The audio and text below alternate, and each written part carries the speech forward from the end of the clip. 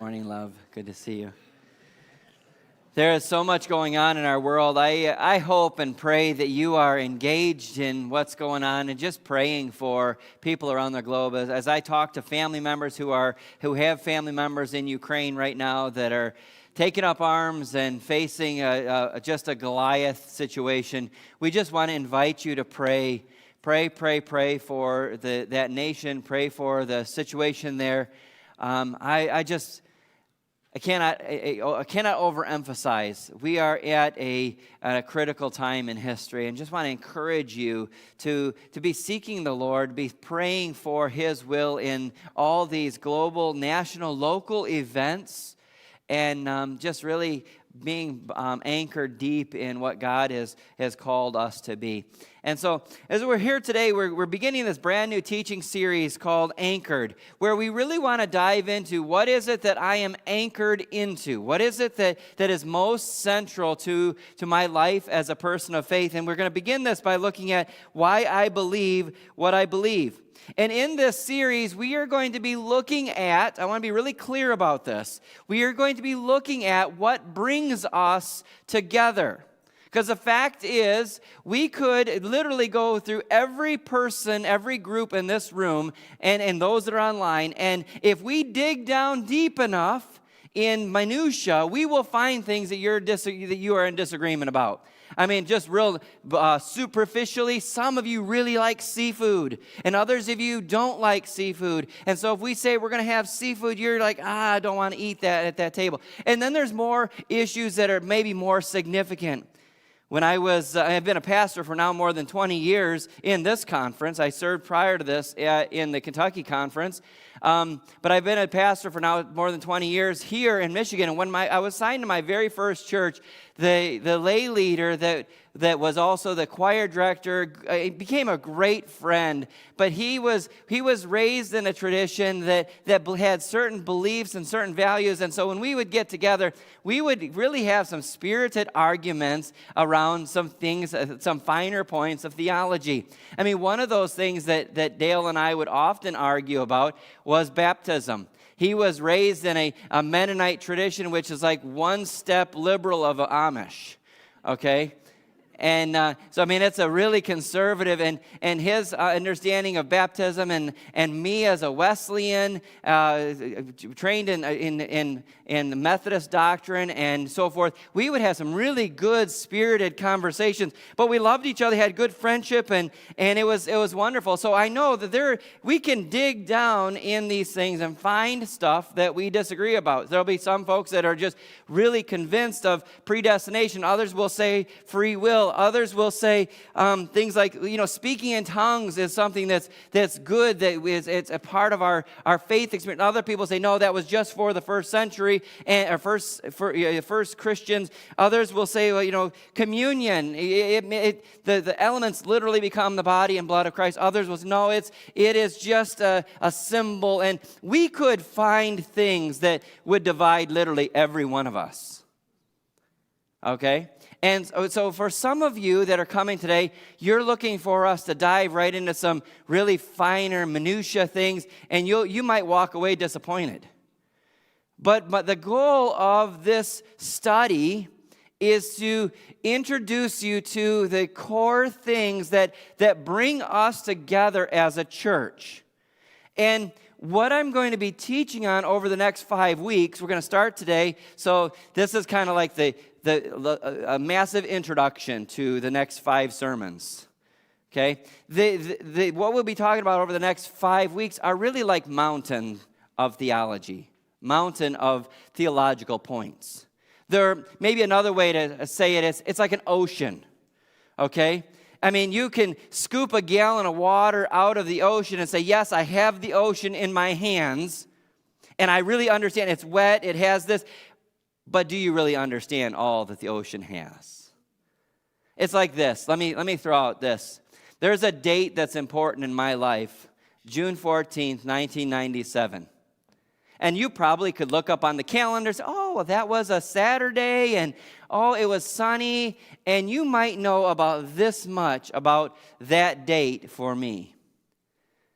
But that date encompasses a 4-year courtship and a 25-year marriage, 2 children and multiple jobs and fights like you wouldn't believe, and forgiveness that is so important to every relationship. So when I say June 14th, 1997, you say like, yeah, I get it. No, you don't. Let me give you another example. When couples come before me to get married and they go through the vows and they say, I do, in my heart, I'm snickering because I'm like, you have no clue what you are saying I do to. I mean, you think she is perfect, and you think he is wonderful. And I'm going to tell you, you're both messed up people. And we're going to watch the sparks fly. Any married couples want to agree with me on that? Okay? There is so much more to that I do than what you get. Well, that's what we're going to really be diving into in this series. We're going to launch into what I would say are some mountains, some oceans of truth. The core values that as a church that bring us together, that we are for. In a world where everybody wants to find out what they're against and how I can cancel you and remove you and not have to listen to you and demonize you and eliminate you, this series is all about what we are for. Okay? And we're going to dive into 5 mountains of truth that we are for. It happened about 5 years ago in 2017. Our church was walking through the process of the Vital Church Initiative. It was a self-reflective exploration time to say, what do we need to do to be a healthier, more vibrant congregation? And it was part of that sanctuary renovation was discussed. Do you remember back when we had pews and red carpet? Okay. I mean, that was one of the things. There was a number of things that were discussed, and one of the pieces of that Vital Church Initiative was to define our core values. And so leadership team got together, and they spent a lot of time diving into and really having some good, candid conversations. It wasn't all like sunshine and roses and unicorns. Everybody agreed. I mean, there was some conflicts that I was like, as we're having the conversation, I was surprised we were having it, but it was a good conversation as we pressed in and pushed on each other and really sought what does God say about these things. And we could have come up with more, we could have come up with less, but we landed on 5 core values. And that's what we're going to talk about over the next several weeks. We're going to dive into these truths. And again, I just want to say up front that the curriculum and these messages will be written kind of for the center of the group so that we can, so we're not speaking so high theological terms, so much in depth that we lose people that maybe are just sticking their toe in this and saying, what is this all about? I want to be able to speak, and the curriculum was written in a way that it's accessible to anyone. And so if you're like Jesus Jr., you may be like, I want more. Well, you know what? You can press into these topics. Each of them are based on Scripture. Each of them have open-ended questions. And so even for the Jesus Juniors in our congregation, you can go like hard after these topics. You could spend 20 hours a week studying them, and you would barely scratch the surface. Okay, but for others people that are just saying, I'm just checking this out. I'd like to know what Aldersgate's about. This will give you a very clear understanding of who we are as a church and what we value as an organization. And so that's partly this is part of why we're doing this. And so as we think about the core values, I wanted to ask a principal question: why I believe what I believe. It's really important for us even to ask, why does it matter? I mean, why do I really care about what I believe? I mean, does it really matter? And so as we look into this, I thought it would be good to maybe start with a high level, kind of a generic sense, if you will. Why do people believe what they believe? I'm not picking on anybody in this congregation. I'm not talking specifically about myself. I'm just saying kind of in general, as you look out at the 7 billion people in the world, why do people believe what they believe? Now, I've come up with 4 things. They're exhaustive. No, not really. I mean, I'm picking 4 things that you could come up with 40 things, but that's okay. I'm going to give you 4. So 4 things why people believe what they believe. Some people believe because they have seen. You probably have heard people say, I'll believe it when I see it. And there's this idea that they want to see it for themselves. They want to know it for themselves. And unless it's revealed to them very clearly, they're just not going to believe it. So, we take some of these deeper things of theology and they'll say, well, I've never seen that. Reminds me of a time when there was a guy going through candidacy in the Methodist Church, and one of the questions that will get asked in the process of ordination, or at least it did back, 20 years ago when I was going through it, it was, what do you believe in infant baptism? And I remember one of the guys that was going through at the time with us says, not only do I believe it, but I've seen it. Okay, all right, I get you. But there's some people that are like, I only believe things when I see it. And, that there's a little bit of maybe truth to that we do expect that there's some evidence for our faith. But I think there's something deeper here. In fact, one time after Jesus' resurrection, the disciples came to him and they were having this conversation about him, about if he rose from the dead and so forth. And this is what Jesus said. Jesus said, you believe because you have seen me. Blessed are those who believe without seeing me. Now, I want you to notice that Jesus didn't say y'all are a bunch of losers because you believe because you see. That's not what he said. He's just identifying there's some people that need to see. Thomas said, I won't believe unless I press my fingers in his nail scars and where he was pierced in his side. I want evidence. I need to see it. Maybe you're in that camp. You believe because you've seen. Other people believe because, what people believe is that because they have an agenda.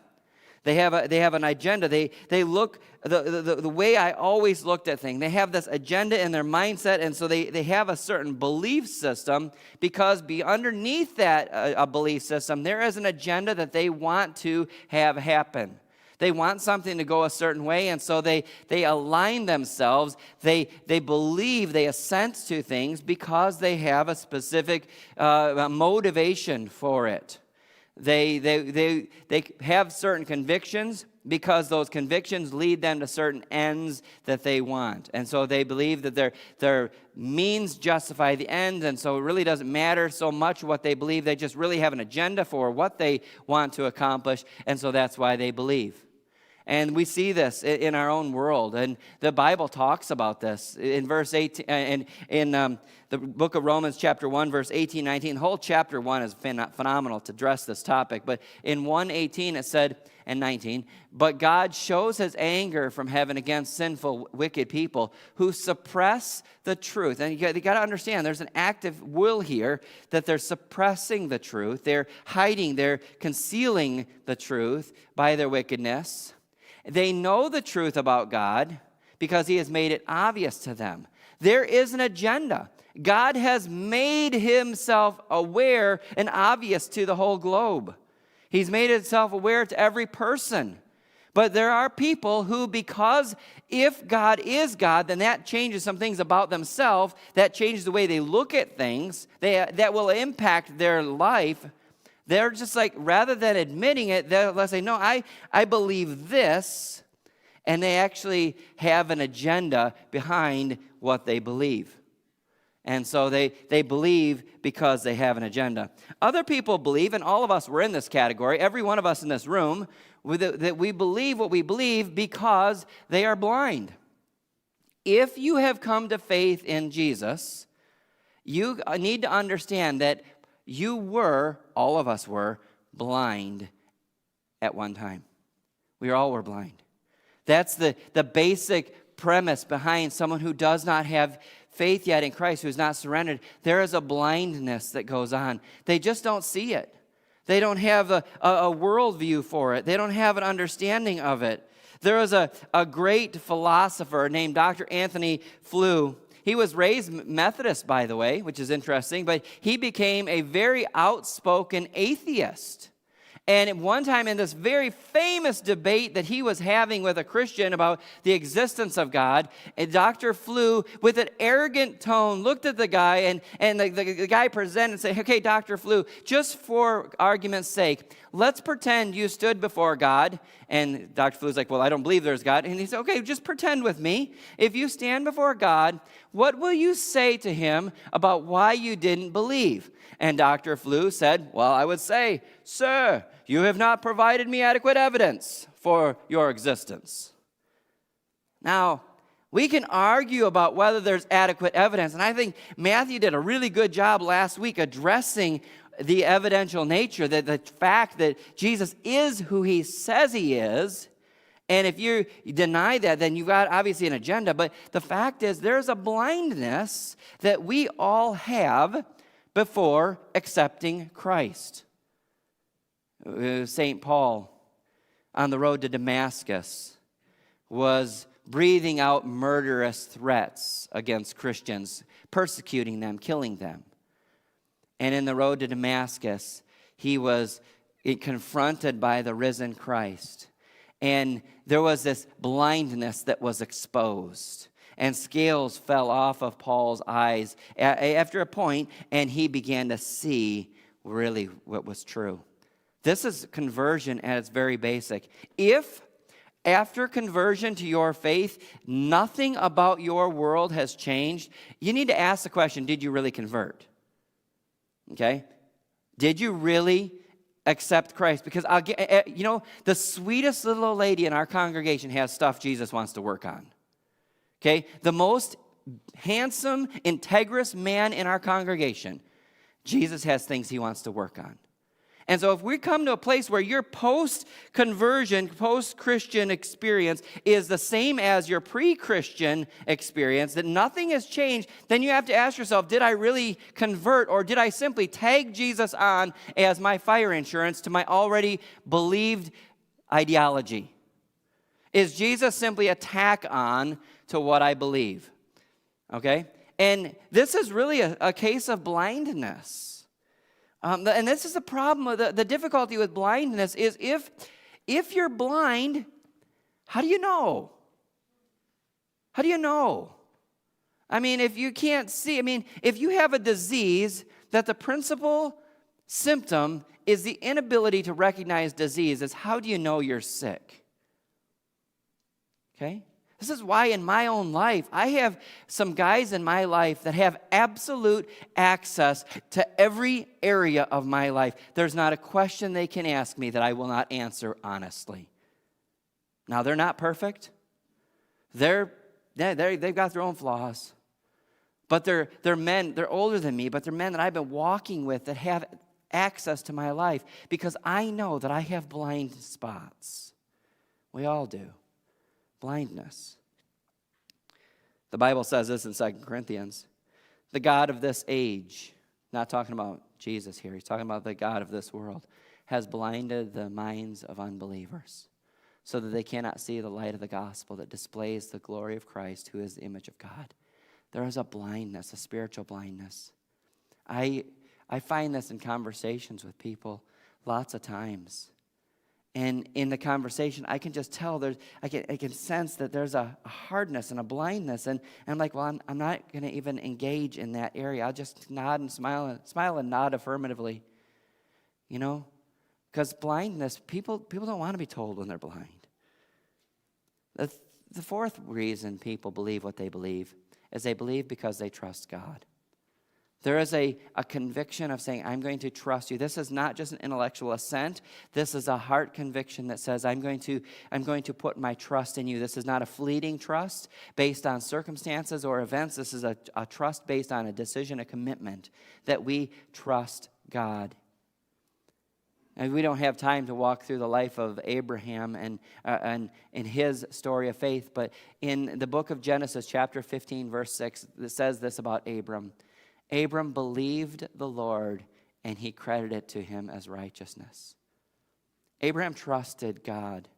He trusted God when God commanded him to do things that were scary and frightening, to leave his home country, to go to a land he hadn't even yet shown him. He believed God when he said he would have children when he didn't have any children. He trusted God.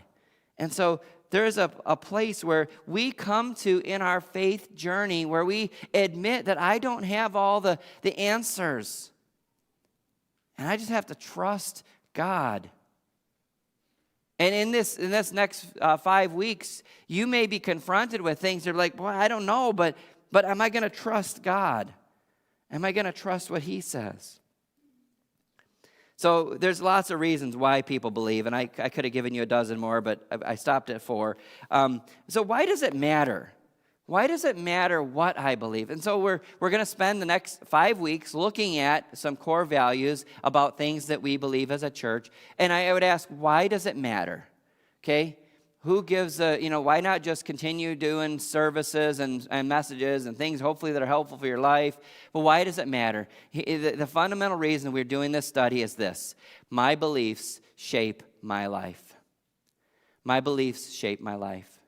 What you believe about a situation will shape your life. It'll shape every aspect of your life. It'll shape the way you interact with people. It'll shape the way you pay your taxes. It'll shape the way you respond to people that are mean to you. It'll shape the way you respond to difficult situations. It'll shape the way you face death. It'll shape the way you face every facet of your life. Your life is shaped by your beliefs.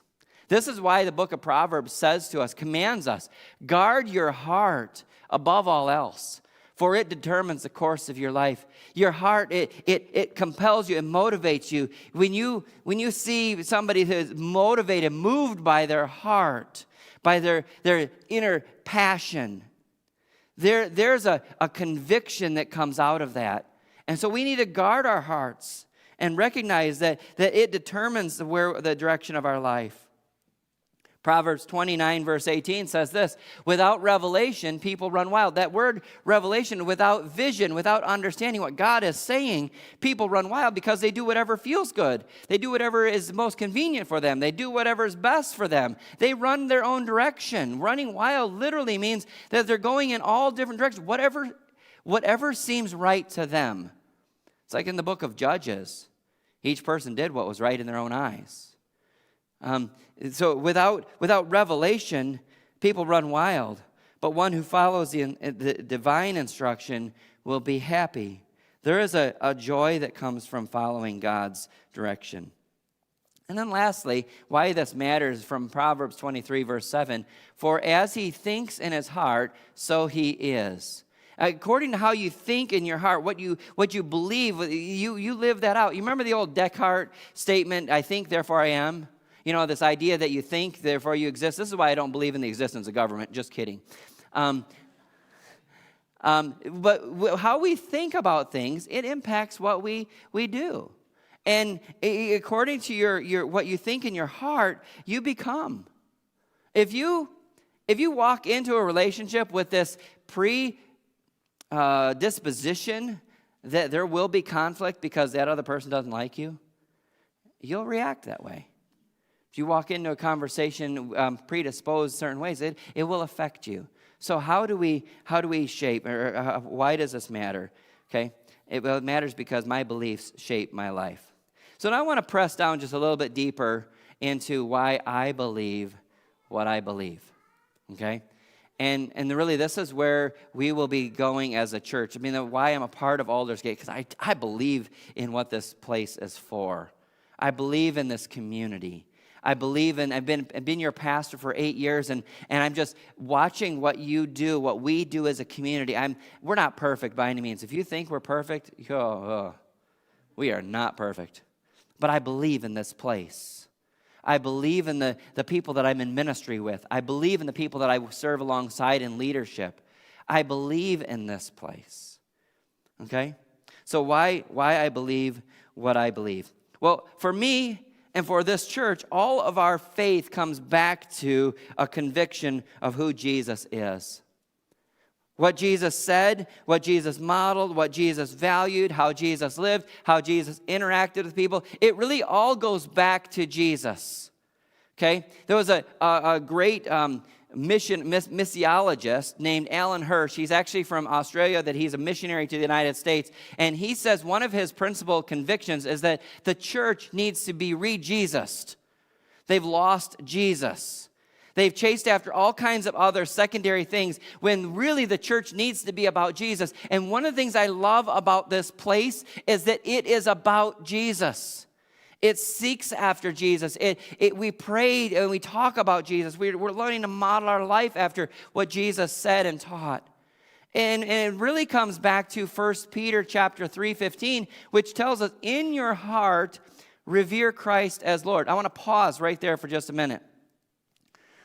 What this means is that we make as a conviction that Jesus is Lord in our hearts. We set him apart. We choose to honor what he says. This is why we treat people the way we do, because we see the way Jesus treats people. This is why we love people the way we do, why we serve people the way we do, why we give to people the way we do, because we see this in the life of Jesus. And it's all about, in our heart, we have set apart Christ as Lord. We have revered him as Lord. And as a result, we are always prepared to give an answer to everyone who asks, to give an answer, reason for the hope that you have. Why do we give an answer? Because Jesus. Because of Jesus. Why do we have hope when a loved one dies? Because of Jesus. Why do we have hope when we face a diagnosis that we're scared of? Because of Jesus. Why do we have hope when we look at the world that's happening right now on a global scale that is affecting real people's life? This isn't just a video game and where there's pretend people that respawn after a war. Why? Because Jesus. We have a conviction that Jesus is, amidst all the messiness, that he is leading this globe to a conclusion, to a plan. When Peter is advising people to be prepared to give an answer, it's imperative that we recognize he is not talking about winning an argument. He's talking about winning a soul.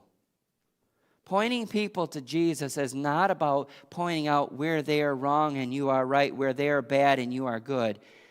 It's about leading them to know the one who created them, who invites them to be made whole, that allows them to be rescued from their own self and saved for eternity.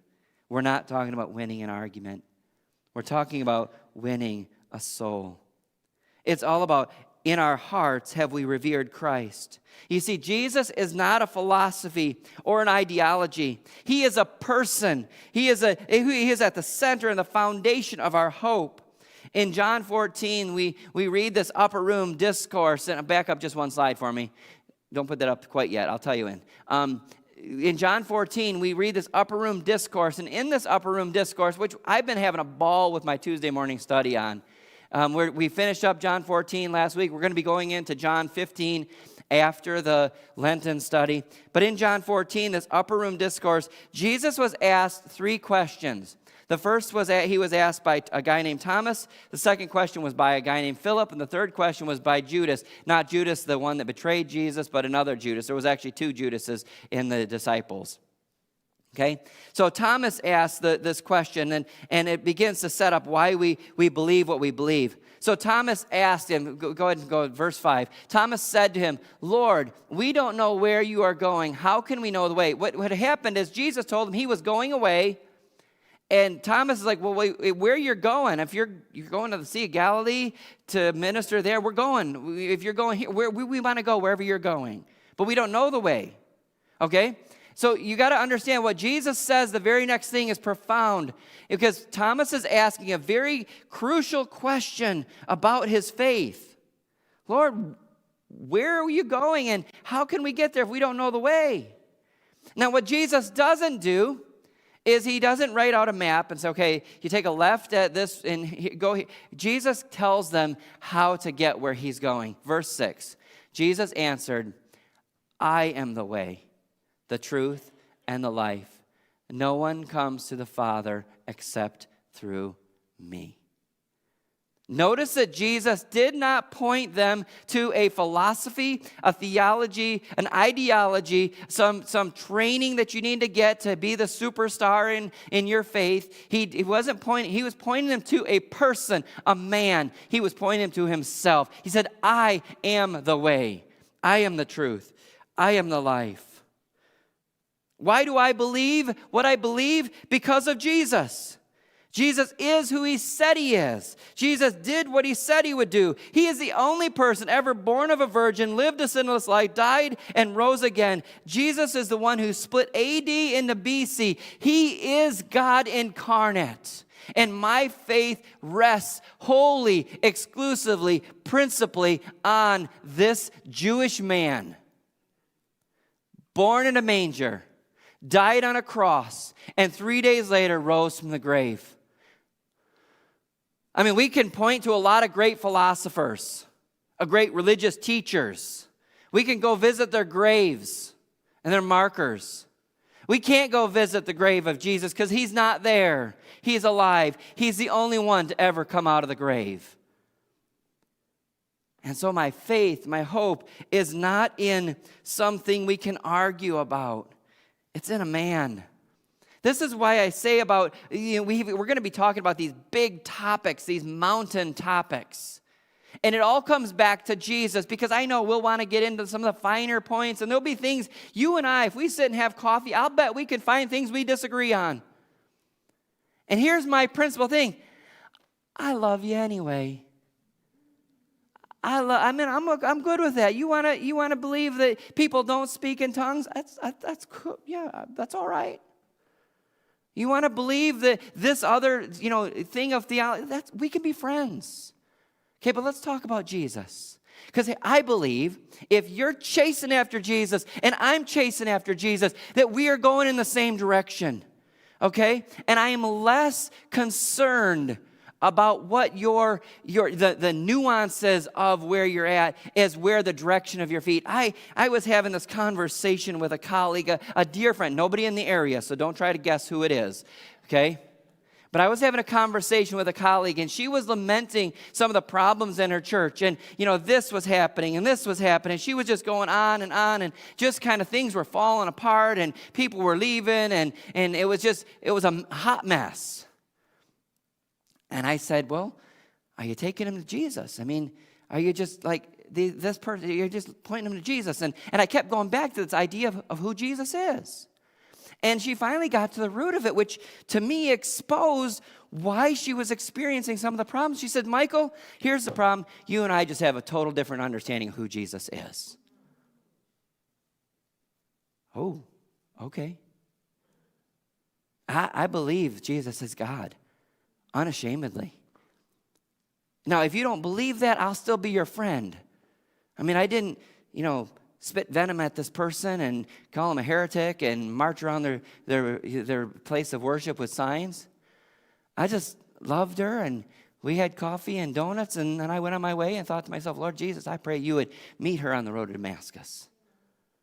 Because I want her to know this man who wants to rescue her from all of her effort and trying and striving and not knowing enough and needing to do more and get this principle and that thing. And if I make these people happy, and it's on this treadmill, and I'm just saying, no. You got one person to chase after, and his name is Jesus Christ. Because when I stand before the Lord, he's not going to ask me, did I make, this person happy and that person happy? He's going to ask me, what'd you do with my son? And I'm like, I trusted him because I'm a hot mess, Lord, and I need you to rescue me from myself. I don't need all the other people in my life to screw up my life, because I'm doing a pretty good job of it. I need him and him alone. I said there was 3 questions in John 14. Let's skip over to verse 8 for me. Philip said, Lord, show us the Father, and that will be enough. I want to stop there. This is an awesome verse. So Philip asks to see the Father. He's looking at Jesus and says, I want to see the Father. Now, I want you to notice what he says. He says, that will be enough. Yes, it will be. If you see God, If you see the Father, suddenly you don't really care about your beach home or your new car or your new airplane or your new toy or you just don't, it doesn't, when you see the Father, you won't really give a hoot if you graduated valedictorian or the bottom of the class or didn't graduate. When you see the Father, you don't care if there's blue chairs or red pews. When you see the Father, suddenly your whole world shifts. You know what? When Philip said, Lord, show us the Father, that will be enough, he spoke a profound truth about where satisfaction comes from. Paul said it in another place, I've learned the secret of contentment in every circumstance. This isn't, look it up later. It's a great verse. Yes, Philip, it will be enough. The most significant, the most satisfying life is to see the Father. And what you need to understand is that Jesus is the perfect revelation of the Father. When you look at Jesus, this Jewish man, born of a virgin, died on a cross, rose on the third day, when you look at him, the way he interacted with prostitutes and tax collectors and Pharisees and Sadducees, when you look at him, the way he interacted with people, the way he chose to not please everyone around him, but only the Father, when you look at him, you see the perfect revelation of the Father. In fact, in verse 9, Jesus said to him, don't you know me, Philip? I almost hear this friend a little bit incredulous. Philip, we've been together for 3 years. I mean, you knew who you learned about me before you started following me. When you followed, you've been in the inner circle. Do you not know who I am? I mean, have we been together after so much time and you don't even know who I am? Philip, did you ask that question? Don't you know me? And then he finishes up with this statement, anyone who has seen me has seen the Father. How can you say, show me the Father? Don't you believe that I am in the Father and that the Father is in me? The words I say, I do not speak on my own authority. Rather, it is the Father living in me who is doing this work. I'm going to stop at verse 11. So verse 11 says, believe me when I say that I am in the Father and the Father is in me. Or at least, look at what Jesus said. Or at least believe on the evidence of the works themselves. I love Jesus' pastoral compassion here. Because he's saying to this disciple that's not really getting it, look, you've seen me all this time. We've interacted. You see me. You've seen the Father. Believe it because I said it. If I say it, it should be enough because we're friends. And when I speak into your life, I want you to just trust me. Just trust me, Philip. But if you can't believe that, at least look at the evidence. Look at the evidence, Philip. And Jesus has provided us with a mountain of evidence. There is no single topic in all of history that has ever been explored as much as who Jesus is. By brilliant minds and simpletons. I would just encourage you to know who Jesus is. Because it all comes back to this man. This man who, when he wanted to show the full extent of his love for his disciples, didn't pontificate, but he put his life on display and allowed himself to be broken. He said, I love you this much. So much so that even though you're going to deny me, reject me, and scatter, this very night you will do that. I'm going to give my life for you. I'm going to be broken for you. It'll be painful. It'll be messy and it'll be dirty. But it'll be a demonstration of the depth of my love and conviction and commitment to you. Be confident in my commitment to you, not your commitment to me. And then Jesus took the cup. And he said, this cup is the blood of the new covenant poured out for you and for many for the forgiveness of sins. So each time you eat this bread and drink this cup, be reminded of my life and death, that it was for you that I have given my life. And so Jesus comes to offer us this holy meal to be reminded. He wasn't just a good teacher, a great philosopher. He was God incarnate, come to give himself for you. It all comes back to Jesus. He's the one that's invited us to this table. As the pastor of the church, it's not my invitation. It's not the Methodist Church invitation. It's Jesus' invitation. If you would like to fellowship with him, if you would like to have a relationship with God through Jesus, then I invite you to come. As you come, we're going to invite everybody to come down.